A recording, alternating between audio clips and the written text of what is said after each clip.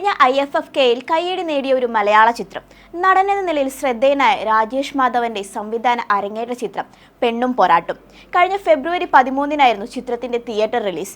മികച്ച അഭിപ്രായം നേടിയെങ്കിലും വലിയൊരു വിഭാഗം പ്രേക്ഷകരിലേക്ക് ചിത്രം എത്തിയിരുന്നില്ല. ഇപ്പോഴിതാ തിയേറ്ററിൽ നിന്ന് മിസ്സായവർക്കും ചിത്രം കാണാൻ വലിയൊരു അവസരം ഒരുങ്ങുകയാണ്. ചിത്രത്തിന്റെ OTT റിലീസ് ഔദ്യോഗികമായി പ്രഖ്യാപിച്ചു.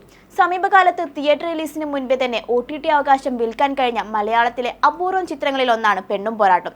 നെറ്റ്ഫ്ലിക്സിലാണ് സിനിമ സ്ട്രീം ചെയ്യുന്നത്. ഈ മാസം 13-ന് സിനിമ സ്ട്രീമിംഗ് ആരംഭിക്കും. മലയാളത്തിനൊപ്പം ഹിന്ദി, തമിഴ്, തെലുങ്ക്, കന്നഡ ഭാഷകളിലും പ്ലാറ്റ്ഫോമുകളിലൂടെ ചിത്രം പ്രേക്ഷകരിലേക്ക് എത്തും. ടൊവിനോ തോമസ് ആണ് ഈ ചിത്രത്തിൽ ഒരു നായകയ്ക്ക് ശബ്ദം പകർന്നിരിക്കുന്നത് എന്നതാണ് മറ്റൊരു കൗതുകകരമായ കാര്യം.